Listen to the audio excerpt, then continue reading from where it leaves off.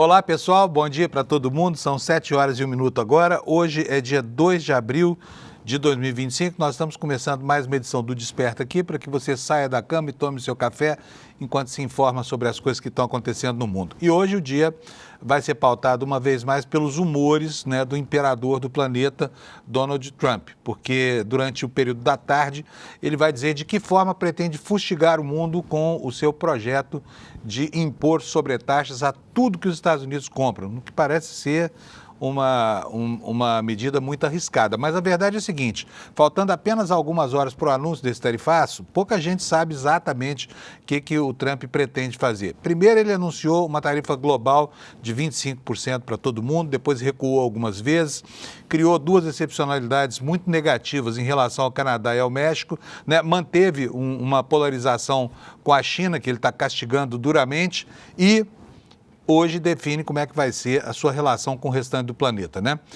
Espera-se de tudo, desde uma tarifa geral de 20% para todo mundo até uma tarifa de 25%, com negociação caso a caso, dependendo do país. Não se sabe também o que vai acontecer com o Brasil, mas o Brasil desde ontem tem uma lei nova que foi aprovada, quer dizer, ainda não está completamente aprovado porque falta votação pela Câmara. Mas ontem passou com muita facilidade pela Comissão de Assuntos Estratégicos do Senado em caráter terminativo e está prontinha para ser votada lá na Câmara. E essa lei diz que o Brasil deve aplicar medidas de reciprocidade quando for objeto de alguma ação como essa que Trump pretende mover contra o planeta, Então, hoje esse assunto deve estar completo, esse projeto é o PL 2028, que nós vamos dissecar daqui a pouco para vocês, e que foi anunciado para o país como se fosse um grande momento de coesão, entre oposição e governo. Na verdade, não é. Na verdade, não é. No bojo dessa história aí, a crise da sobretaxa foi usada como uma espécie de cavalo de Troia pelo agronegócio para conseguir medidas para fustigar os países que eventualmente adotarem medidas contra o Brasil na exportação de produtos do agronegócio. Vou mostrar isso para vocês durante o programa de hoje, tá bom? Temos também no cardápio de notícias do dia a crise diplomática entre Brasil e Paraguai, derivada do escândalo recentemente descoberto pelo UOL e confirmado pelo Itamaraty, de que a ABIN andou fazendo investigações secretas, famosa arapongagem sobre autoridades do Paraguai, durante as novas negociações para renovar o acordo que gere as relações entre os dois países no tocante à usina de Itaipu. Então, tudo isso está polvilhando aí o noticiário, está fervilhando. O dia hoje promete ser bastante quente, nós temos também aqui no campo na nossa seara das nossas contradições, nós temos o pedido de prisão do Léo Índio. O Léo Índio é aquele primo do Carluxo, que tem uma relação muito íntima com ele, que é uma das pessoas que estavam lá no dia do Badernaço, no dia 8 de janeiro lá em Brasília, fotografou, fez selfie, mandou mensagem para sua turma dizendo que estava lá quebrando tudo, e aí se pirulitou, foi parar na Argentina, onde não se sabe se efetivamente ainda continua. E olha, tem uma notícia para vocês vão adorar. Vocês sabiam que o bolsonarismo programou um boicote generalizado na Câmara para tentar encaçapar aí a pauta da anistia. Só que ontem mesmo deu errado, Deu chabu logo na saída, porque o PL entrou em obstrução com seus 91 deputados, mas não conseguiu brecar a aprovação de uma medida provisória do governo Lula, que aprova créditos orçamentários para alguns ministérios, no valor de quase R$1 bilhão. Então já deu errado, já deu chabu, A promessa de impedir todas as ações do parlamento foi por água abaixo e ficou aí demonstrado, pelo menos neste momento, que o PL sozinho não tem força nenhuma para parar o Congresso, inclusive impedindo a votação de assuntos de interesse do país, Deu errado. Sobre isso a gente vai discorrer durante o programa de hoje, na próxima hora cheia.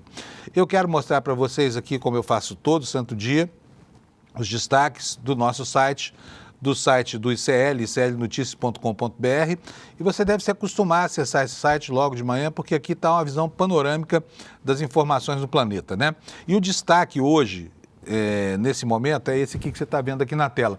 O Supremo está cobrando da Procuradoria-Geral da República explicações sobre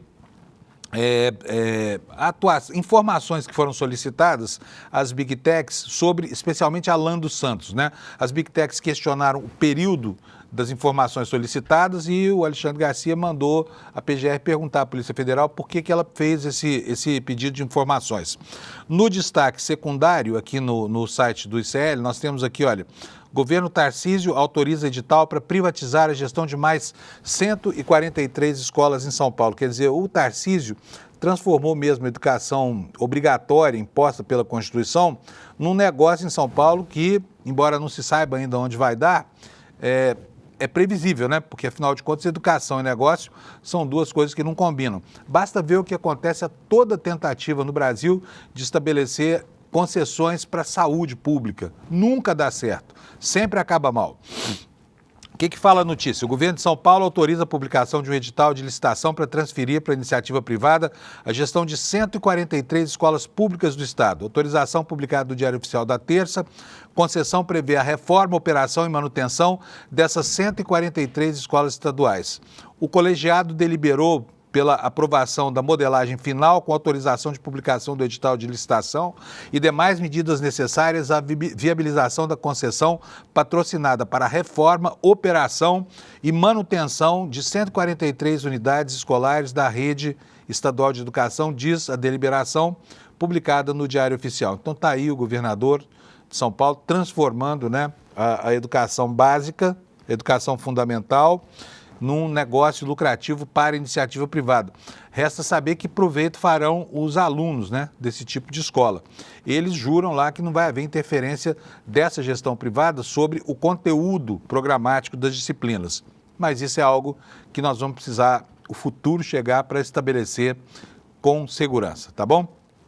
Como eu falei para vocês no comecinho, na abertura do programa, outro destaque aqui do site do ICL é o pedido de prisão do Léo Índio, esse aí que aparece sorridente ao lado do titio Bolsonaro, né? Que é um dos agitadores do 8 de setembro. A prisão foi pedida porque ele se mandou do Brasil, ele mesmo anunciou isso na internet. E o que é que diz aqui a informação? De que o procurador-geral Paulo Gonet pediu ao ministro Alexandre de Moraes a decretação da prisão preventiva de Léo Índio. Na última quarta-feira, ele anunciou que estava na Argentina, apareceu num vídeo ao lado de um corretor condenado pelo Supremo Tribunal Federal. Gilberto Ackerman está foragido lá na Argentina desde abril de 2024. O UOL havia mostrado isso algumas semanas atrás. E aí, aspas aqui para esse pedido da Procuradoria-Geral da República. Ao se evadir para a Argentina, Leonardo Rodrigues de Jesus deliberadamente descumpriu medida cautelar alternativa à prisão, a evidenciar a sua insuficiência, o descaso com a aplicação da lei penal e o desrespeito às decisões emanadas pelo Supremo Tribunal Federal.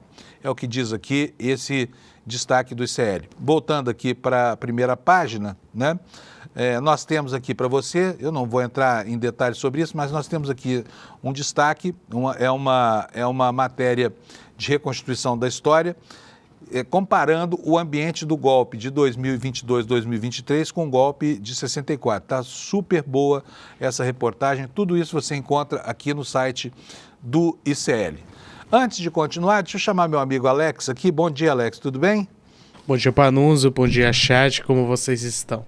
Maravilha. E aí, Alex, que tivemos ontem uma partida aí em que tomamos uma traulitada na Libertadores, o que aconteceu? Sim, foi Fortaleza e Racing, jogo de abertura da Libertadores para os times brasileiros, e tomamos uns sonoros 3-0 para o time argentino.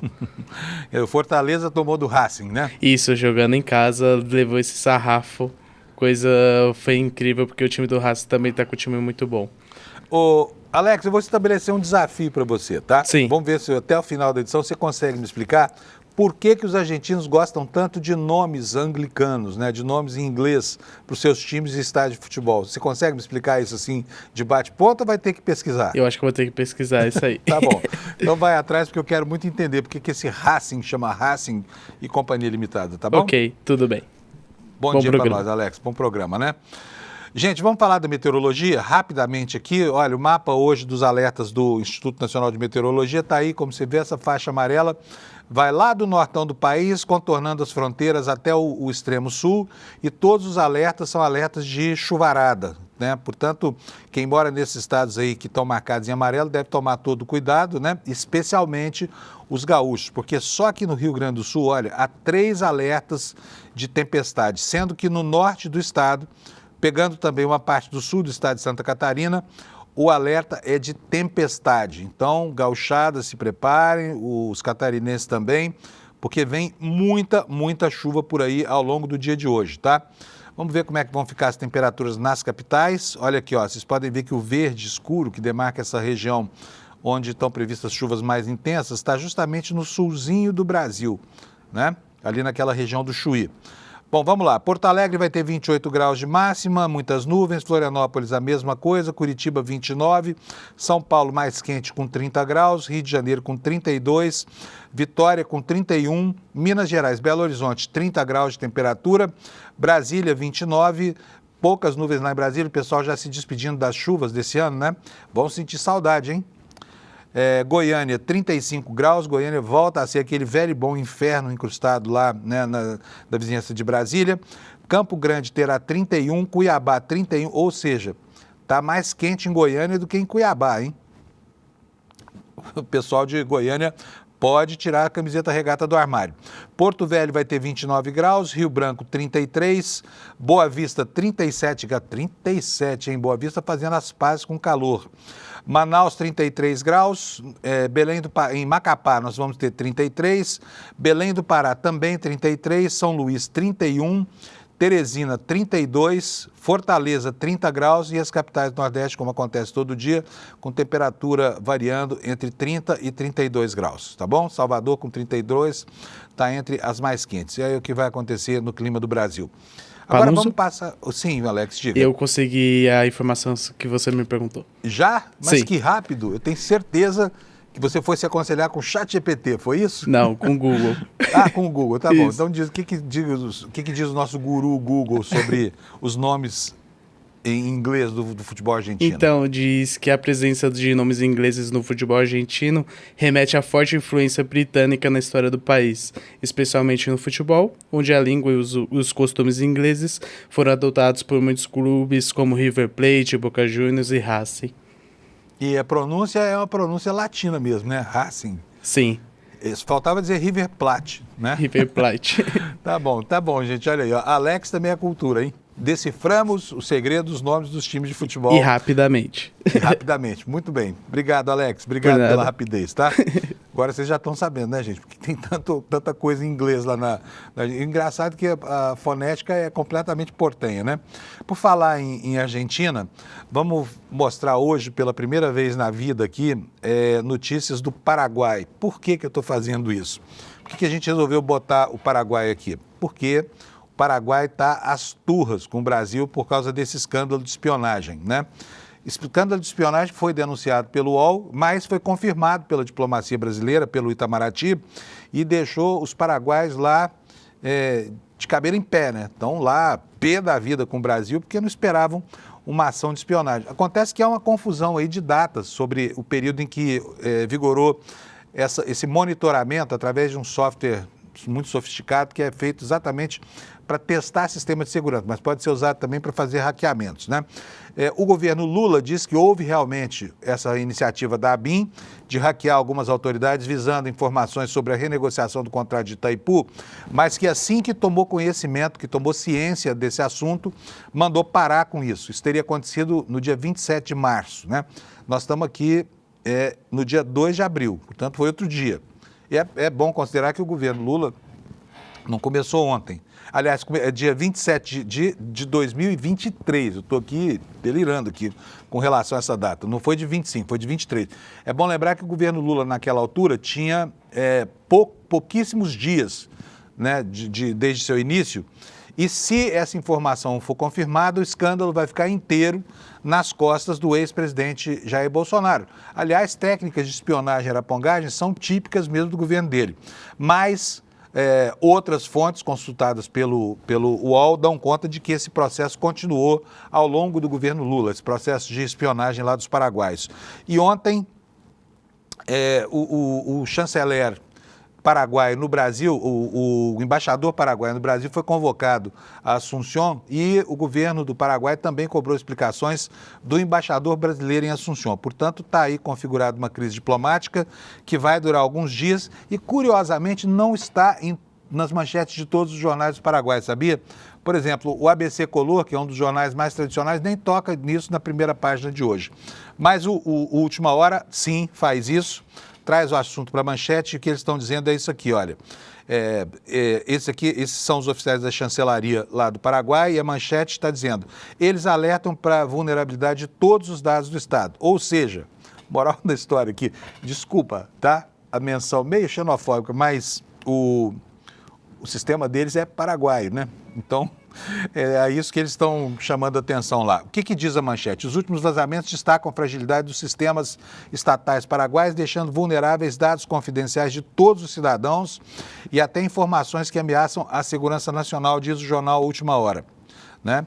O ponto central é o comprometimento e o interesse político na segurança cibernética. O Estado tem um sistema mais frágil que pode ser comprometido por grupos criminosos ou, no caso mais recente, pela inteligência governamental. E aqui uma declaração entre aspas. O que estamos vendo com esses vazamentos não é um incidente isolado, mas sim o resultado de uma falta estrutural de políticas públicas, uma lei abrangente de proteção de dados pessoais, investimento em infraestrutura tecnológica e treinamento de recursos humanos especializados. E, além disso, o Paraguai carece de uma autoridade de supervisão independente ou de um regime de sanções eficaz que permita aqueles que gerenciam e expõem nossos dados sejam responsabilizados, enfatiza lá o órgão que faz a apuração desse escândalo aí que envolve o Brasil, né? O assunto também está nos jornais brasileiros. O G1 destaca aqui a convocação do embaixador do Brasil lá em Assunção e a cobrança de explicações sobre monitoramento da ABIN. Vou ler aqui para vocês um trechinho. O governo do Paraguai anunciou nesta terça-feira que convocou o embaixador do Brasil no país, José Antônio Marcondes, para cobrar explicações sobre o monitoramento da ABIN a sistemas do governo paraguaio. Um funcionário da ABIN afirmou em depoimento à Polícia Federal que a atual gestão do órgão, e aqui é que vem o conflito em torno dessa informação, teria mantido as operações de invasão hacker a sistemas do governo do Paraguai e de autoridades envolvidas nas negociações do Tratado de Itaipu. O depoimento faz parte de uma investigação sobre a suposta estrutura paralela existente na ABIN, a agência de inteligência. Agora, repare só, como essa ABIN é enrolada, né? Voltamos aos tempos lá da ditadura, onde o SNI, extinto, né, há tanto tempo, um órgão que deixou tão pouca saudade, se metia em todos os assuntos, né? Mas o governo brasileiro está na obrigação de prestar os esclarecimentos necessários, até porque o Paraguai é um país geminado com o Brasil, não só geograficamente, mas também com uma série de interesses, né? Basta saber, por exemplo, nós somos sócios dos paraguaios na usina de Itaipu e uma boa parte da energia que a usina produz e que não é usada lá, acaba alimentando aqui as nossas indústrias, os nossos lares, né? Enfim, é um vizinho por quem nós temos que ter muita consideração e merece as explicações que o governo brasileiro está realmente devendo. Vamos passar agora aos jornais dos Estados Unidos. A preocupação central hoje lá não é com tarifaço, viu, gente? Julgar pela posição das notícias nos jornalões, né? Vocês estão vendo aí a capa do New York Times e aqui, olha, a preocupação do jornal hoje é com navios, que eles chamam de barcaças na China, que podem tornar mais fácil a missão de invadir Taiwan, porque o cenário lá com as manobras militares que foram confirmadas também no dia de hoje, lá na China, que isso tudo possa trazer instabilidade na região e que a China resolva colocar um fim na aventura da independência que Taiwan pretende, né, da República Popular da China. Então, a preocupação do New York Times é com barcaças que possibilitariam construir grandes pontes para que houvesse a atracação de navios de grande porte com tropas, formando piers, né, muito além da linha da costa, para o desembarque de soldados lá em Taiwan. Tudo isso está no cenário, né? E aqui na manchete secundária, exercícios militares da China em torno de Taiwan entram no segundo dia, né? Então está aí um ambiente de provocação que vai além do ambiente da guerra tarifária pretendida pelo Trump. E tinha uma notícia... Ah, sim, olha só, o que aconteceu lá? Os Estados Unidos estavam lá substituindo um dos juízes da Suprema Corte, né? Em Wisconsin isso, tá? Não é a Suprema Corte Nacional dos Estados Unidos, não. É a disputa em Wisconsin. A disputa por uma vaga no tribunalzão lá de Wisconsin acabou colocando dois multibilionários, né, um contra o outro. E acabou vencendo aqui uma mulher, ela chama Susan Crawford. Ela teve 25 milhões em fundos investidos na campanha dela por Elon Musk e perdeu perdeu a disputa, né? Então, ela disputava com um candidato chamado Brad Schimmel, uma vaga na Suprema Corte Estadual, mantendo, então, a maioria liberal lá na Suprema Corte de Wisconsin. Os milionários americanos estão se batendo aí. Vamos ver agora o Times. No Times, uma informação muito reveladora do espírito desse programa de deportações do Trump. Olha só os absurdos que estão acontecendo lá. Um homem, morador de Maryland, que estava nos Estados Unidos em situação plenamente regular, família, mulher americana, filhos americanos, acabou sendo deportado, né, e na pior das condições. O que diz a manchete aqui do New York Times? Que os Estados Unidos disseram que a deportação desse homem lá de Maryland foi um erro administrativo. Agora, observe bem como é que tratam com descaso erros, né? Enfim, o sujeito se chama Kilmar Armando Abrego Garcia. Ele estava, como eu disse, legalmente lá nos Estados Unidos, foi mandado para El Salvador, na superprisão de El Salvador, que na verdade é um campo de concentração contratado pelo governo americano, né? E aí mandaram esse sujeito para lá. Esse presídio de El Salvador, pelo qual os Estados Unidos estão pagando, né? Na verdade, deve ser uma coisa horrorosa, deve ser um inferno em vida, porque há informações de que as celas têm até 70 pessoas, não há colchonetes, por exemplo, não há nada, é super desumano. Além disso, esse presídio está concentrando lá pessoas que não são de El Salvador, tampouco são americanas, portanto estão presos lá, por exemplo, na maior parte, venezuelanos que não podem ser alcançados nem pelo Estado da Venezuela, muito menos pelo Estado americano, que perde o controle sobre o que acontece com esses presos que manda para lá. Então, o que aconteceu com esse Kilmar aqui? O Kilmar Armando Abrego Garcia, ele estava lá legalmente nos Estados Unidos, olha, estava legalmente, foi deportado para Salvador por causa de um erro administrativo, como eu falei. Ele vivia nos Estados Unidos sob status legal protegido, devia estar no programa de proteção à testemunha lá, desde outubro de 2019, né? Em 12 de março, ele foi parado por agentes de imigração que disseram incorretamente a ele que seu status havia mudado de acordo com documentos judiciais. O senhor Abrego Garcia tinha status de retenção de remoção. Isso significava que ele estava sujeito a uma ordem de deportação. Bom, 3 dias depois, foi efetivamente deportado, foi mandado para El Salvador, detido lá no Centro de Confinamento de Terrorismo, que é esse campo de concentração terceirizado pelos Estados Unidos. No processo judicial, autoridades do governo Trump disseram, então, que não havia nada que pudessem fazer. Eles não podem fazer nada para sanar o erro, um errinho administrativo que eles mesmos criaram. Veja só a deshumanidade desse caso. A deportação, diz aqui o New York Times, inadvertida desse senhor é a mais recente reviravolta em uma batalha acirrada entre advogados de imigração e a Casa Branca sobre os esforços do governo para deportar migrantes para El Salvador por meio de procedimentos tradicionais e altamente heterodoxos, né?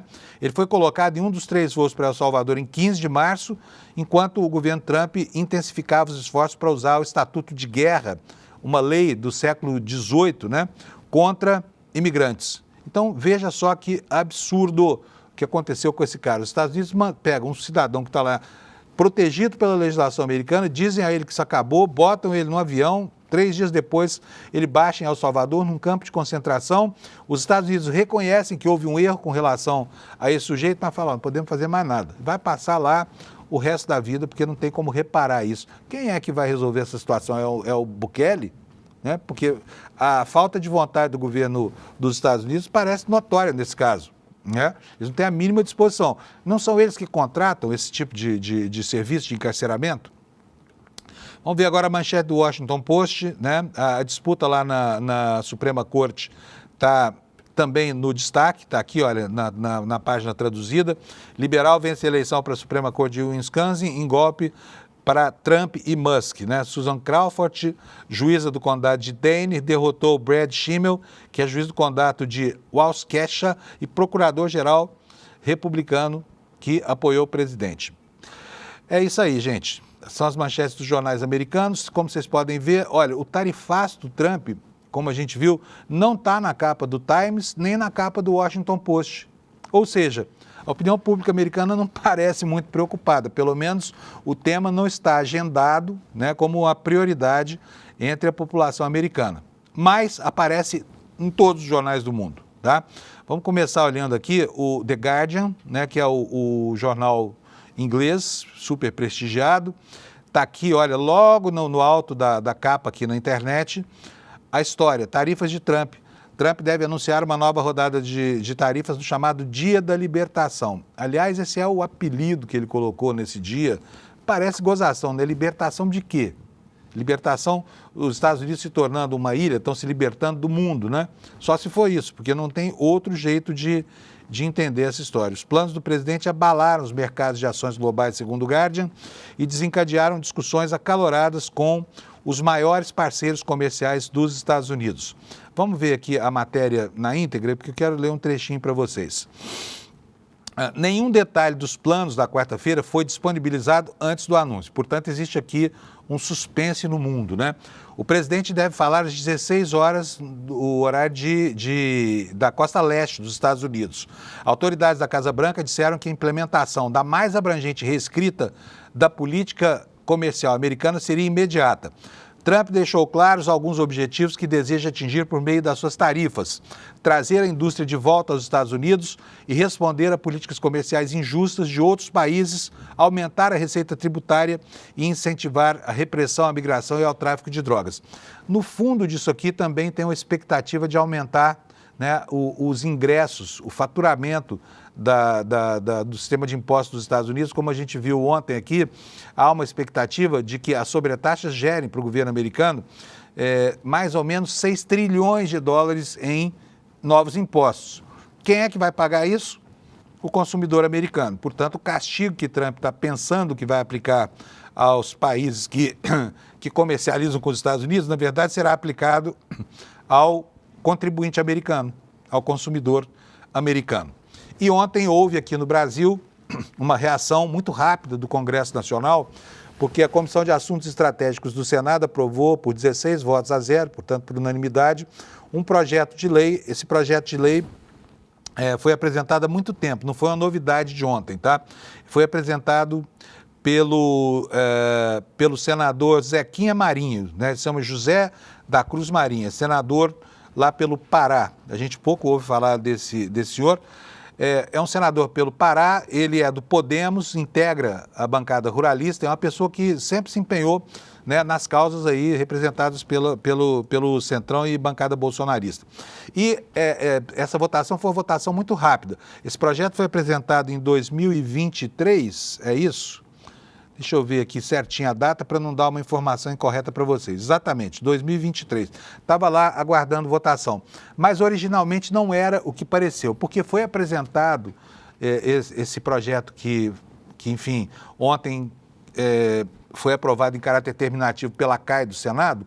Esse projeto foi apresentado como se fosse um momento de comunhão entre governo e oposição em benefício do Brasil. Não é nada disso, tá? Não é nada disso. Vocês vão ver agora que isso aí é apenas um estratagema para que o agronegócio brasileiro enfrentasse lá para trás ameaças de sanções do mercado europeu no tocante à carne brasileira exportada para lá e também ao acordo que até hoje não foi definido do BRICS com o Mercosul, tá? Mas vamos passar ao que interessa. Eu quero mostrar para vocês uma pequena fala de um dos senadores, que é o Eduardo Braga, do Amazonas, que estava ontem presente na CAI e saudou ufanisticamente a aprovação desse projeto como sendo uma grande força para o Brasil, nesse momento, enfrentar essas questões todas levantadas pelo Trump. Vamos ver o que disse o senador Eduardo Braga, Alex? Mais nada menos estamos fazendo do que proteger os nossos direitos, ou seja, o direito dos produtos brasileiros terem as suas negociações recíprocas respeitadas. E a partir do momento que nos desrespeitem, aí sim o governo brasileiro passa a ter instrumentos para poder reagir. Bom, agora vamos entender isso, tá? Vamos entender isso, que é para a gente não cometer aqui um erro de avaliação. O que se diz por aí é que houve, como eu falei, uma comunhão entre governo e bancada ruralista, portanto, entre polos antagônicos aí no espectro ideológico, em benefício, né, das salvaguardas brasileiras. Foi nada disso. Vou mostrar para vocês esse projeto. Ele nasceu como PL. Pode botar na tela, por favor, Alex? Como projeto 2088, lá de 2023, como eu disse antes, né, instituindo uma autopropalada aqui, Política Nacional sobre Mudanças do Clima. E o que é que dizia na sua justificativa esse projeto de lei? Falava isso aí que você está vendo na tela, olha. Na Europa, que já caminha para a imposição de verdadeiras barreiras comerciais não tarifárias à importação de produtos brasileiros, e aqui eu lembro do episódio da carne brasileira, né? O que se vê é a continuidade da depredação ambiental, apesar do discurso agroecológico. Lá foram liberados cultivos agrícolas, mesmo em áreas de preservação. O cumprimento de todas as normas ambientais, tributárias e sociais acarreta significativo aumento de custos da produção, resultando em uma notável redução de competitividade. E aí fala que o Brasil deve cobrar da Europa as mesmas coisas que a Europa cobra do Brasil e que, portanto, por exemplo, a gente não poderia importar produtos de um país que, ao invés de 30 metros, né, de mata de galeria nos rios, impõe limite só de 5 metros, tá? Então, tentando criar aqui um subterfúgio para que o Brasil tivesse também barreiras alfandegárias para aplicar em retaliação a atitudes defensivas sobre questões agroecológicas lá na Europa, principalmente na França, né? E aí a senadora Tereza Cristina, que foi a relatora desse projeto aprovado ontem na CAI, matou a charada. Explicou para a gente exatamente qual é o espírito desse projeto e a gente vai ver agora o que disse a senadora Tereza Cristina. Nós temos hoje um problema com a União Europeia, com uma lei antidesmatamento que afeta diretamente os produtos brasileiros, principalmente a agropecuária brasileira, e são medidas que extrapolam a razoabilidade, porque ignoram a lei do Código Florestal brasileiro. Agora, amanhã, nós devemos ter um pacotaço tarifário dos Estados Unidos, que vem fazendo isso não só com o Brasil, mas com outros países, e aí, então, o governo brasileiro tem ferramentas para contrapor quando essas medidas forem medidas que desarrazoadas contra o nosso mercado. Pois é, vocês viram então que pouco patriotismo e muito interesse, né? Muito interesse em jogo nessa questão. É a agropecuária brasileira se valendo do cavalo de Troia dessa crise das sobretaxas americanas para aprovar um remédio amargo aí que pode ser aplicado caso convenha ao governo brasileiro, né, quando houver discussões dessa natureza. Vamos passar agora a manchete do jornal Le Monde. O que está acontecendo lá na França? E as capas dos jornais refletem exatamente isso, né? Os magistrados da França estão sob fogo cerrado lá, estão sofrendo uma campanha terrível da extrema-direita. O ambiente se parece muito com o que acontece aqui no Brasil. Por isso a manchete do Le Monde é essa aqui, ó. Emmanuel Macron lembra que a justiça é independente e que os magistrados devem ser protegidos. Por quê?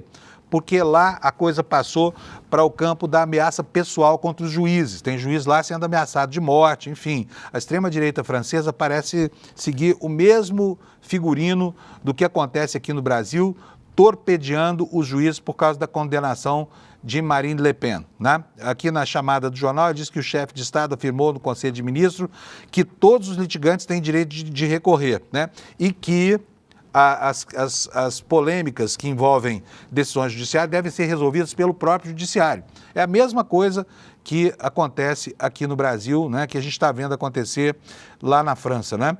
E o Le Monde, inclusive, faz um editorial, eu quero ler aqui um trechinho para vocês entenderem exatamente o contexto em que isso acontece, chama de Internacional Reacionária contra os Juízes. Essa onda que varre o planeta, e a gente precisa ter muito claro que o Brasil é uma das engrenagens desse processo, né? E isso fica muito evidente agora em face da condenação da Marine Le Pen lá na França. Isso aqui também pode antecipar o clima do que vai acontecer aqui no Brasil quando a nossa Marine Le Pen, o Jair Messias Bolsonaro, for condenado provavelmente em setembro ou outubro desse ano. O que diz aqui o resumo da matéria? As críticas expressas por muitos líderes populistas sobre o estado da democracia francesa após a condenação de Marine Le Pen na segunda-feira revelam como o respeito ao Estado de Direito e a separação dos poderes está no cerne da divisão que atualmente assola o Ocidente. Não apenas a França, é a visão do principal jornal francês, um dos mais importantes do mundo, sobre esse processo. Na Alemanha, a preocupação ainda é com os resgates que acontecem lá em Myanmar por causa do terremoto que aconteceu de domingo para segunda-feira, né? Então está aqui a capa do jornal Deutsche Welle, da Alemanha. A gente vê fotos aí dos resgatistas ainda correndo contra o tempo, né? E, enfim, houve uma tentativa de parar esses trabalhos lá, mas essa trégua foi recusada, né? E aqui a manchete secundária, né? Foi colocada agora há pouco. Estados Unidos, o Trump deve anunciar tarifas globais abrangentes, também está no cerne da preocupação dos jornais de todo mundo, menos nos Estados Unidos, né? Bom, vamos voltar a falar sobre o Congresso? O que aconteceu lá ontem? Nós já falamos que o Congresso do Senado deu ao governo brasileiro, muito rapidamente ontem, uma arma para enfrentar as sobretaxas do Trump, né? Mas o bolsonarismo ameaçou paralisar tudo. Olha, não vamos fazer nada na Câmara, a menos que a gente consiga encaçapar aí o projeto da anistia. Só que a oposição fracassou nesse boicote, tá? Está na capa do site Revista Fórum: obstrução de bolsonaristas por anistia fracassa e a Câmara aprova uma medida provisória do governo Lula, né? O sonho golpista de uma anistia para os crimes do Bolsonaro está cada vez mais distante, foi uma declaração do Lindeberg Farias, que é o líder do governo. A matéria diz o seguinte: olha, os 92 parlamentares da bancada do PL, a maior da Câmara, aliados a outros deputados da oposição, deram início a uma obstrução que visava paralisar todos os trabalhos da Casa até que o projeto da anistia fosse colocado em votação. Obstrução, se explica a matéria, é uma tática prevista no regimento. Só que a estratégia não deu certo. Apesar de ter conseguido obstruir os trabalhos de algumas comissões, a oposição fracassou porque tentou impedir a votação em plenário de uma medida provisória do governo Lula que abre um crédito extraordinário de 938 milhões de reais para os ministérios financiarem medidas de combate a queimadas. A medida provisória não só foi votada, como foi aprovada por 317 votos, com apenas 92 ao contrário. Não por acaso, 92 é o tamanho da bancada do PL. Não sei se exatamente só parlamentares do PL votaram contra, mas o número é sintomático, né? E a matéria da Revista Fórum diz que o Lindeberg Farias, líder do governo, diz que com o fracasso da obstrução e aprovação da MP, o sonho dos bolsonaristas de anistiar os golpistas e beneficiar Bolsonaro, que é réu no Supremo Tribunal Federal, fica mais distante. Então, alvíceras, né? Tomara que o Hugo Mota tenha interpretado desta mesma forma isso que está acontecendo lá, porque a ameaça é muito grande. Agora eu vou mostrar uma curiosidade para vocês. Enquanto a Câmara debate esse boicote todo, sabe o que a Comissão de Educação do Senado aprovou ontem? Uma matéria super importante. Transformou o dia 14 de março, se não me falha a memória aqui, no Dia Nacional do Brega. Dia Nacional do Brega. Pode isso? Vamos ver uma sonorinha de dois parlamentares importantes lá, um de Pernambuco, outro do Ceará, sobre o que aconteceu aí. Põe para mim, Alex, por favor. O brega é cultura, o brega é resistência, o brega é Brasil e agora o Brasil tem o Dia Nacional do Brega. Por tudo isso, reconhecer o Dia Nacional do Brega é reconhecer o Brasil profundo, apaixonado e contraditório que existe em todos nós. Super importante, né? O Brasil agora tem o Dia Nacional do Brega. E a data a ser comemorada, essa efeméride aí, é o dia do aniversário do Amado Batista, tá? Que é o maior cantor de brega do país. Então transformaram o aniversário do Amado Batista no Dia Nacional do Brega, né? Voltando aqui para os assuntos sérios, vamos falar agora sobre o noticiário aqui no Brasil. Nós já vimos jornalões estrangeiros aí e nós tivemos ontem a divulgação da pesquisa Genial Quest. Isso está na capa do jornal O Globo de hoje. Entrou agora há pouco aqui, porque a manchete era outra. Trocaram aqui, mas eu vou mostrar para vocês do que trata essa pesquisa aqui. A aprovação Lula derrete na base, chega a empate técnico com desaprovação no Nordeste. Diz aqui a matéria do jornal O Globo, que tem muito de torcida aqui, tá? E vou mostrar para vocês o porquê que isso acontece, por que eu estou falando que o Globo está torcendo. Olha, tá aí na tela de vocês. Vou colocar aqui em tela cheia, mas vou voltar. Deixa eu ver, é isso mesmo. Começa com esse slide aqui. Como é que está a avaliação do governo Lula? 49,6% dos entrevistados da Genial Quest, e é importante ressaltar que esse instituto é um instituto muito bem reputado, pelo menos lá enfim, ele tem feito boas análises, né? Não tem destoado tanto assim da percepção da realidade. Então não se pode acusar de manipular nada. Tá aqui, olha, a avaliação do governo Lula para 49,6% da população é ruim ou péssima. E 37,4% dizem que o governo é ótimo ou bom, ficando 12,5% com a opinião de que o governo Lula é regular. Muito pouca gente não tem opinião sobre isso, só 0,5% dos entrevistados, tá? Vamos lá então para o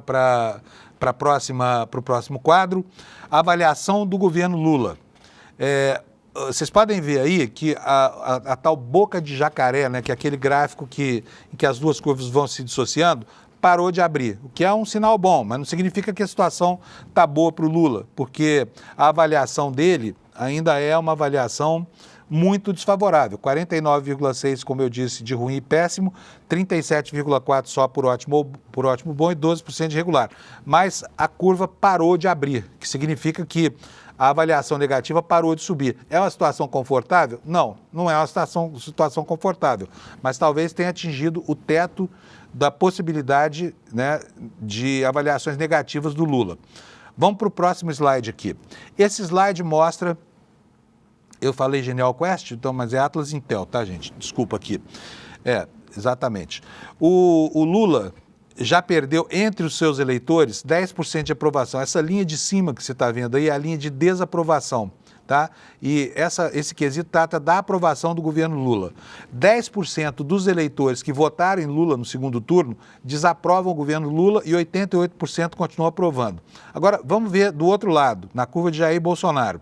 99,3% dos entrevistados, de pessoas que votaram em Bolsonaro no segundo turno, acham que o Lula não merece a aprovação do seu governo, tendo o Bolsonaro perdido só 0,6% das pessoas que votaram nele, que mudaram de opinião nesse quesito, tá? E 93,3% das pessoas que anularam o voto ou votaram em branco desaprovam também o governo Lula. Situação desconfortável, né? Na avaliação por setor, o governo Lula vai bem. Pode botar o slide na tela, por favor, Alex? O governo Lula vai bem em quê? Turismo, cultura e eventos, relações internacionais, políticas sociais, redução da pobreza e comércio internacional. São as linhas que você vê na parte superior desse gráfico aí, né? Cuja aprovação começa com 49% a favor e 34% contra. Uma diferença de 15 pontos percentuais. Agora, no que é que o governo Lula vai muito mal? É a parte de baixo do gráfico aí na sua tela. Vai mal em segurança pública, responsabilidade fiscal e controle de gastos, justiça e combate à corrupção, impostos e carga fiscal, indústria e energia. Aí a desaprovação é maior do que a aprovação. São essas coisas que estão causando desgaste ao presidente Lula, especialmente a questão da segurança pública, né, que em sua maior parte é a atribuição dos governos estaduais. Sobre a situação da economia, a situação, a opinião dos entrevistados é a seguinte, olha, 38% acham que a situação do emprego está boa nesse momento, né? E 44% acham que não está boa. Isso a despeito de todos os indicadores positivos, aumento da renda, aumento do PIB, redução da inflação, a percepção da população ainda é desfavorável. Situação do emprego, 38% dizem que está melhor, 44% não gostam. Situação da família, 37% dizem que está ruim e 36% que está boa. E a situação do país, 55% dizem que o Brasil vai mal e só 30% acham que o Brasil vai bem. E nós temos aqui o resultado dessa conspiração que existe, né, midiática inclusive, que pretende transformar algo que não é de má qualidade em algo de péssima qualidade.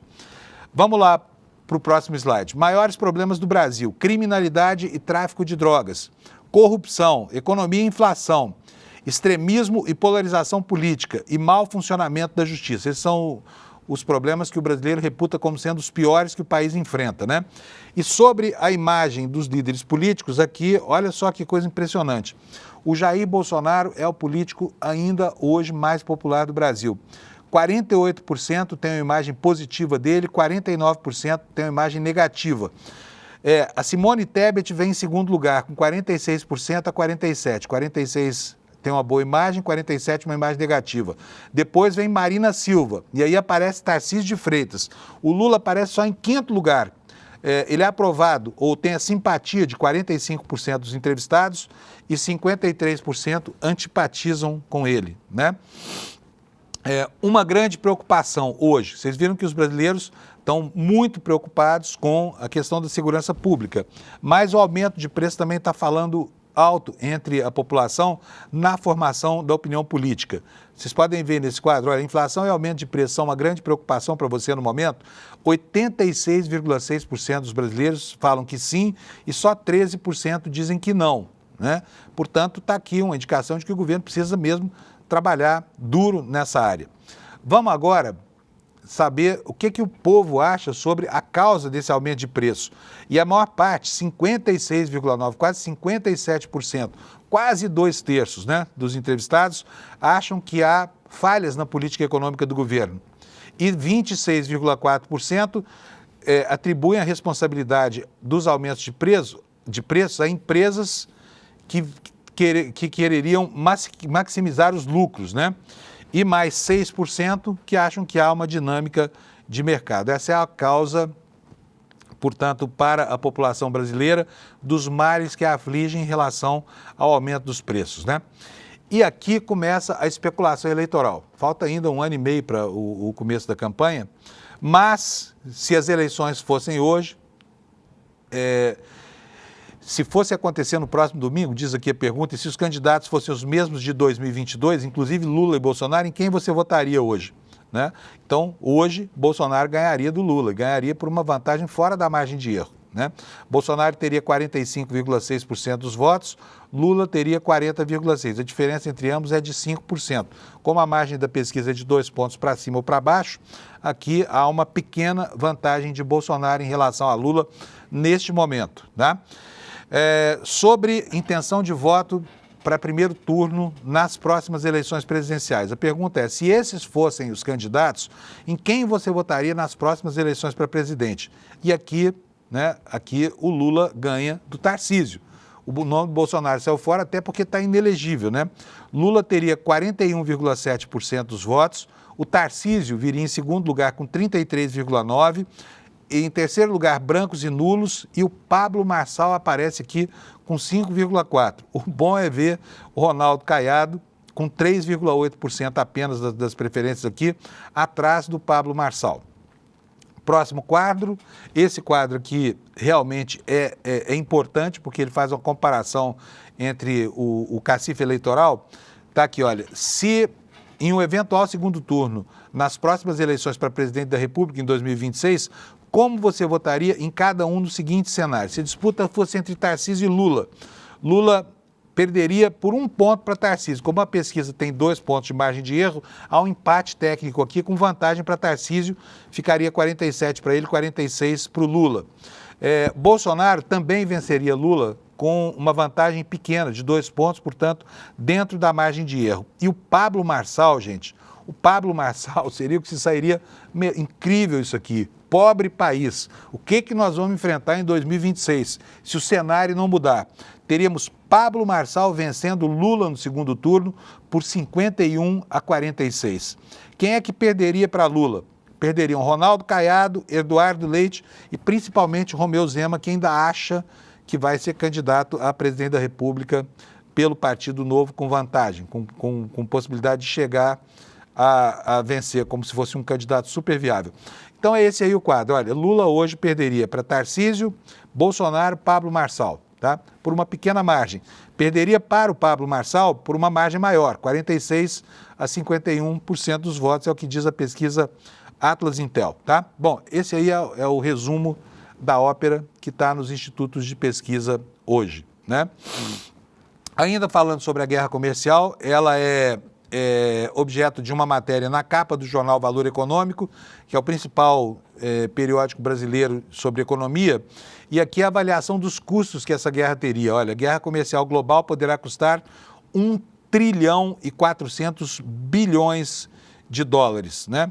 E aqui há uma série de outras reportagens no Valor Econômico afirmando que o tarifaço pode representar uma oportunidade para o Brasil. Vamos ver o que é exatamente isso, onde é que o Valor vê oportunidade, que as pessoas veem apenas problemas. Deixa eu ver se eu consigo abrir a matéria aqui para ler para vocês. Vamos ver aqui, o site do Valor está instável, talvez eu não consiga. Vou passar para outro assunto, depois se a página abrir aqui, eu leio para vocês, tá bom? Vocês estão sabendo da negociação escandalosa do BRB com o Banco Master, né? Pois isso ganhou as manchetes dos jornais e está hoje na capa do Valor Econômico, finalmente aqui o jornalão falando disso, né? E tem duas partes lá, a parte que vai ser adquirida pelo Banco de Brasília, que é a parte do escândalo, e o Banco Master agora está procurando um outro sócio para a parte boa do banco, que é composta por uma série de carteiras de precatórios e outros ativos que estão lá com vencimento muito próximo. E aí começam a aparecer os nomes de sempre, né? André Esteves, né? Marca esse nome. Diz que sempre analisa oportunidades de consolidação que possam trazer valor aos seus acionistas, ou seja, dinheiro, né? Banqueiro se reuniu ontem com o presidente do BC. A matéria diz o seguinte, que o Daniel Vorcar, que controla esse Banco Master, que está em péssima situação, busca um sócio para parte do seu grupo que será segregada, quer dizer, que será retirada do pacote, né, do Banco Master e que ficará com o Banco de Brasília. Segundo o Valor apurou, nessa parte estão o Banco de Desenvolvimento, o Banco de Investimento Master BI e a Voiter, e inclui ativos como precatórios, direitos creditícios, judiciais, fundos de ações, participações em empresas em dificuldades que o dono do Banco Marca estruturou nos últimos 2 anos. Fontes próximas ao Master alegam que boa parte dos mais de 7 bilhões de precatórios que hoje estão no balanço tem previsão de pagamento próximo. Alguns direitos creditórios, já com depósito em juízo, as participações em empresas seriam líquidas e marcadas a mercado no balanço. Portanto, está aqui. Tem uma parte suculenta do Banco Marca que está sendo oferecida à banca brasileira, né? E essa parte, com certeza, é muito mais atraente do que aquela que está sendo absorvida pelo Banco de Brasília.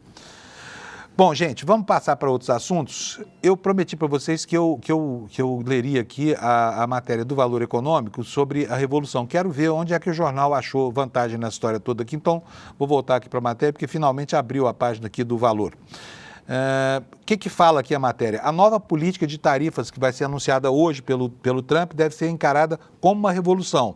Obrigará todas as economias a reverem as suas estratégias comerciais. E o Brasil deveria aproveitar o momento, não para retalhar os Estados Unidos, mas para reduzir tarifas e se abrir mais ao comércio internacional. Aí eu faço aqui uma observação que foi ontem feita pelo Rodrigo Viana aqui no ICL mesmo.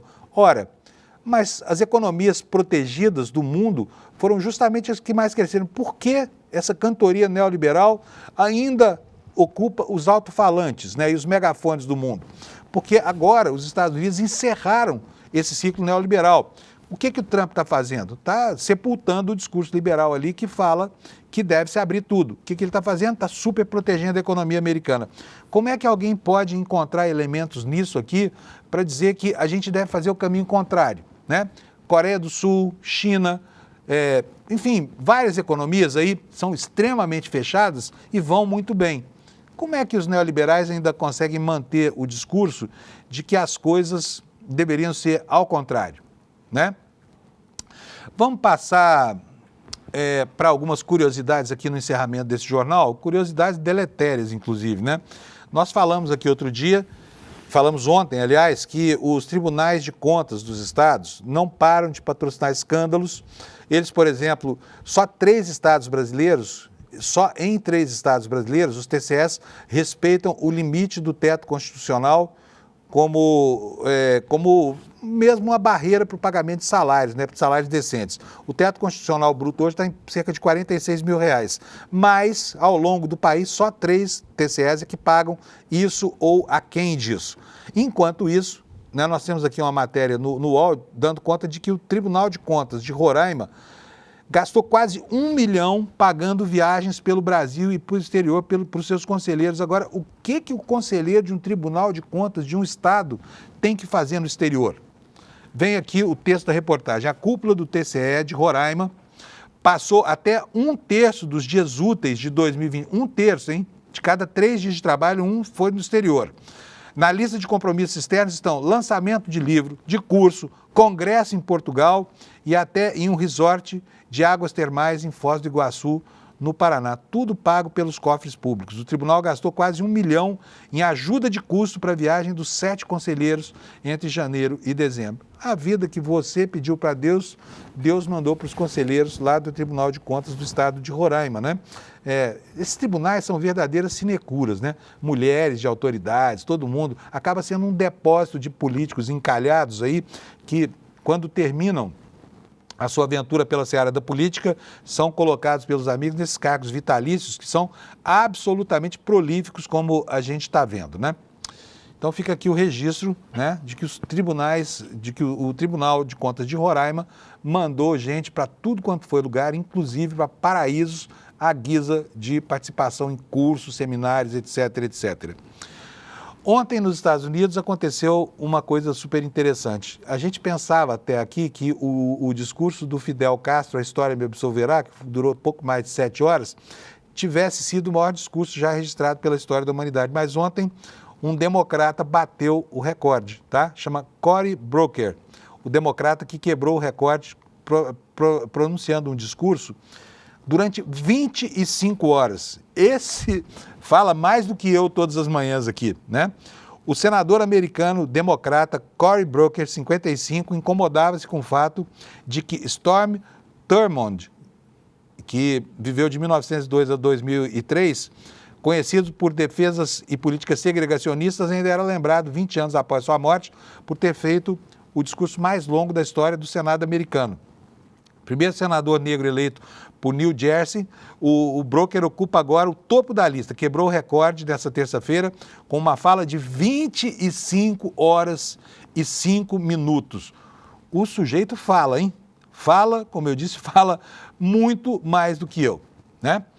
Com essa curiosidade, a gente encerra o programa de hoje, mas antes de encerrar, deixa eu ver o que está acontecendo aí, mudaram meu marketing aqui, mas eu queria chamar aquele alerta do Eduardo Moreira. Nós temos aqui a chamada aqui do evento que o ICL está promovendo essa semana, você pode assistir lá, eu vou falar rapidamente sobre isso, dizendo que isso tudo vale super a pena, Psicologia do Esporte e Ciência da Superação, e o Mark Allen, que é um multicampeão de Ironman, foi quem deu a palestra. Se você não conseguiu assistir, ainda pode assistir. Você vai hoje vai ter uma reprise ao vivo, está me avisando aqui o Alex, é isso? Vai ter uma reprise ao vivo às 8 horas da noite. Você pode, então, fazer a reserva do seu ingresso. Cadê o link para nós? Não tem link? É só entrar no canal do ICL. Então, hoje é no YouTube mesmo, entra no canal do ICL, às 8 horas da noite. Você vai ter a reprise da aula, então, do Mark Allen. Não precisa nem fazer a sua inscrição, é só assistir, tá? Eu queria mostrar para vocês uma chamada que o Eduardo está fazendo como um alerta, porque vem aí o investidor mestre, mas eu vou falar sobre isso amanhã, tá? O Eduardo vai fazer para a gente uma aula para ensinar a gente sobre como evitar os engodos que as corretoras colocam no caminho dos investidores, tá bom? Mas eu falo sobre isso amanhã. Um abração para você, uma boa quarta-feira, a gente se encontra aqui amanhã às 7 da manhã. Tchau! Recorde, o maior de todos os tempos. Infelizmente, a notícia é ruim. Nunca deram tantos golpes financeiros como as pessoas estão dando agora. Com o avanço da inteligência artificial, isso tende a ficar cada vez pior. Alguns dos maiores bancos e corretoras do Brasil também estão sendo processados por venderem coisas que prejudicam os investidores sem explicar para eles os riscos que eles estão correndo. Só tem uma maneira de se defender disso: aprendendo como funciona o mundo dos investimentos. O problema é que quando as pessoas ensinam isso, ensinam de uma maneira complicada, difícil, chata, e aí só tem uma maneira de você resolver isso. É fazer a aula que eu preparei para vocês no dia 15 de abril, uma terça-feira, às 8 horas da noite. Tudo que você precisa saber para investir. Uma aula rápida, divertida e prática. Todo mundo na sua casa vai entender aquilo que achou que nunca entenderia sobre investimentos. Mas melhor do que isso, vai conseguir colocar em prática. Não perde essa aula não. A próxima notícia boa é a seguinte: é de graça participar. Clica aqui no botão e você em poucos segundos vai estar inscrito nessa aula. Dia 15 a gente se vê.